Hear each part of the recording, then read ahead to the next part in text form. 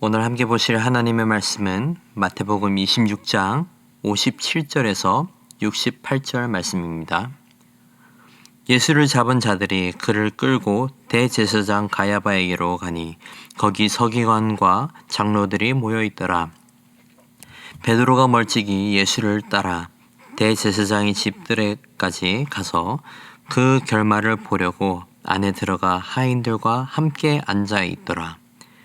대제사장들과 온 공회가 예수를 죽이려고 그를 칠 거짓 증거를 찾으매 거짓 증인이 많이 왔으나 얻지 못하더니 후에 두 사람이 와서 이르되 이 사람의 말이 내가 하나님의 성전을 헐고 사흘 동안에 지을 수 있다 하더라 하니 대제사장이 일어서서 예수께 묻되 아무 대답도 없느냐 이 사람들이 너를 치는 증거가 어떠하냐 하되 예수께서 침묵하시거늘 대제사장이 이르되 내가 너로 살아계신 하나님께 맹세하게 하노니 네가 하나님의 아들 그리스도인지 우리에게 말하라. 예수께서 이르시되 내가 말하였느니라. 그러나 내가 너에게 이르노니 이후에 인자가 권능의 우편에 앉아 있는 것과 하늘 구름을 타고 오는 것을 너희가 보리라 하시니 이에 대제사장이 자기 옷을 찢으며 이르되 그가 신성 모독하는 말을 하였으니 어찌 더 증인을 요구하리요. 보라 너희가 지금 이 신성 모독하는 말을 들었도다.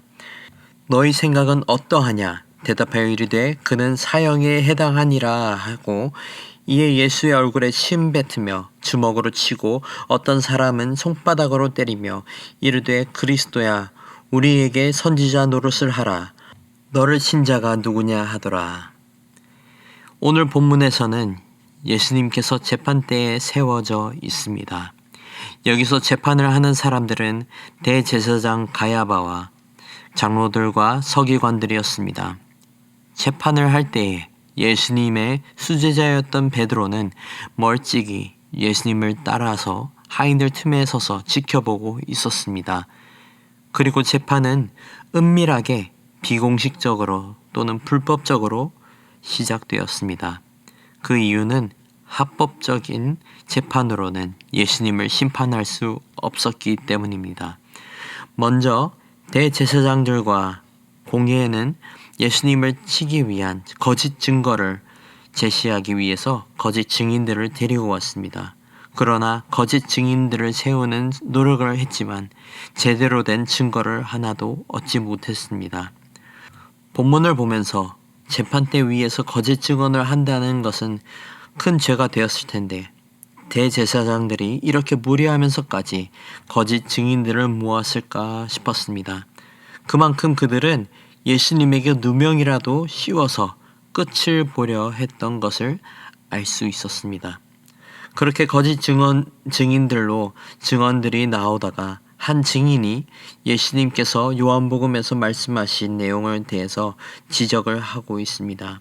요한복음 2장 19절에서 이렇게 나와 있습니다. 예수께서 대답하여 이르시되 너희가 이 성전을 헐라 내가 사흘 동안에 일으키리라. 이 증언은 사실이었고 예수님도 이에 아무 말 하지 않으셨습니다. 이에 제사장들과 공회는 예수님을 꾸중하면서 다시 한번 63절에서 이렇게 말합니다. 예수께서 침묵하시거늘 대제사장이 이르되 내가 너로 살아계신 하나님께 맹세하게 하노니 내가 하나님의 아들 그리스도인지 우리에게 말하라. 네가 정말 하나님의 아들 예수 그리스도냐? 라고 묻는 말에 예수님은 64절에서 이렇게 대답하십니다. 예수께서 이르시되 네가 말하였느니라. 그러나 내가 너에게 이르노니 이후에 인자가 권능의 우편에 앉아 있는 것과 하늘 구름을 타고 오는 것을 너희가 보리라 하시니 예수님은 자신이 하나님의 아들 예수 그리스도이심을 인정하시고 더 나아가 경고의 한 말씀을 하십니다. 인자가 권능의 우편에 앉아 있을 것을 볼 것이다. 이게 무슨 말이었을까요? 심판대 위에 올려진 예수님께서는 재판을 받고 있는 대제사장과 서기관들과 장로들에게 언젠가는 자기 자신이 권능의 우편에 앉아 있을 거라고 말씀하신 것입니다. 다시 말해서 예수님은 훗날에 하늘 구름을 타고 오는 재림의 날에 재판장으로 오실 것을 경고하신 것입니다. 예수님의 말씀에 대제사장인 가야바는 옷을 찢으며 더 들을 것도 없다고 그의 말은 신성모독이라고 단정짓고 처형을 받아 마땅하다 여기고 예수님을 단체로 모욕하고 침을 뱉고 주먹으로 그리고 손바닥으로 치기 시작했습니다. 그리고 더 나아가 예수님에게 누가 쳤는지 선지자 노릇을 하라고 조롱까지 했습니다. 예수님은 하나님의 아들로서 앞에 대답한 것으로 여긴다면 신성모독이 아니게 되겠지만 대제사장은 예수님을 믿지 않았기 때문에 신성모독죄로 예수님에게 사형 선고를 내렸던 것입니다. 대제사장 가야바는 잘못된 확신을 가지고 예수님을 모욕하고 얼굴에 침을 뱉고 주먹으로 치고 손바닥으로 때리는 끔찍한 악을 저지른 것을 보게 됩니다. 이 모습을 보면서 우리가 깨닫게 되는 것은 예수님은 우리 때문에 고통받고 수치를 당해야 했던 것입니다. 예수님은 우리를 대신해서 비난받으시고 우리의 죄를 짊어지시고 침묵하시면서 십자가 보혈로 세상 모든 사람들에게 대답하셨습니다. 예수님은 말보다 행동으로 말씀하셨고 기적들로 증명하셨습니다. 그리고 공개선상에 세워졌을 때 예수님은 자신이 그리스도이심을 당당하게 선포하셨습니다. 그리스도이심을 고백함으로 이 재판은 끝이 났고 그 최후는 사형임을 인지했을 것입니다. 하지만 그럼에도 불구하고 예수님은 진실을 고백했고 그 고백을 통해 진리가 세상 가운데 선포된 것입니다. 베드로의 입장으로 생각해 본다면 예수님의 이 고백은 소망이면서 동시에 큰 괴로움이 되었을 것입니다. 예수님은 정말로 그리스도이셨구나 라는 소망과 예수님이 이제 곧 죽으시겠구나 라는 절망감이 있었을 것입니다. 하지만 뒤돌아보면 예수님의 선포하심은 제자들에게 소망으로 남겨졌을 것입니다. 내가 그리스도임을 고백하는 것을 두려워 말라.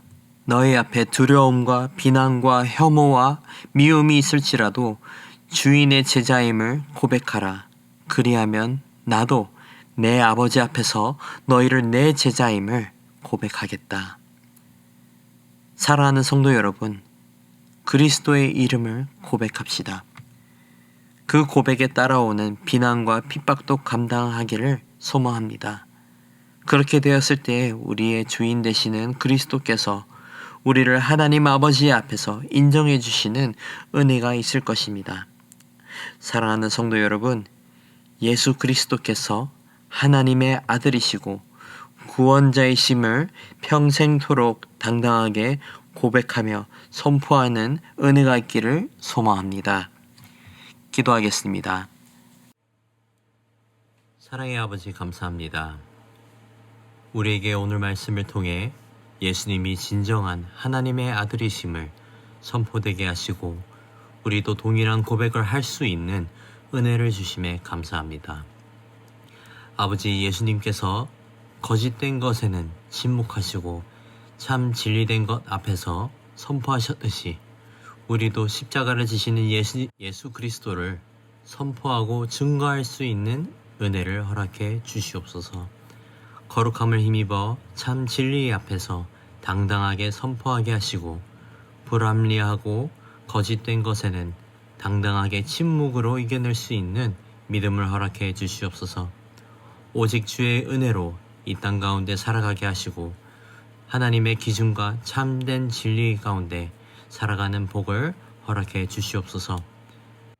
이번 한 주간도 믿음으로 복음을 전하며 예수님을 그리스도라 선포하는 기쁜 은혜를 허락해 주시길 소망하오며 이 모든 말씀 살아계신 예수 그리스도의 이름으로 기도드립니다. 아멘. 이 시간 말씀을 붙들고 기도하시면서 공동 기도 제목으로 부산과 민족과 한 주간의 승리를 위해 기도하시겠습니다. 부산과 한국과 한국교회의 부흥과 교계 모든 지도자들을 위해 기도해 주시고 우리 성도들이 한 주간 늘 주님 은혜 가운데 승리할 수 있도록 기도하시겠습니다. 마지막으로 우크라이나의 전쟁의 종식과 회복을 위해 함께 기도하시겠습니다. 기도하겠습니다.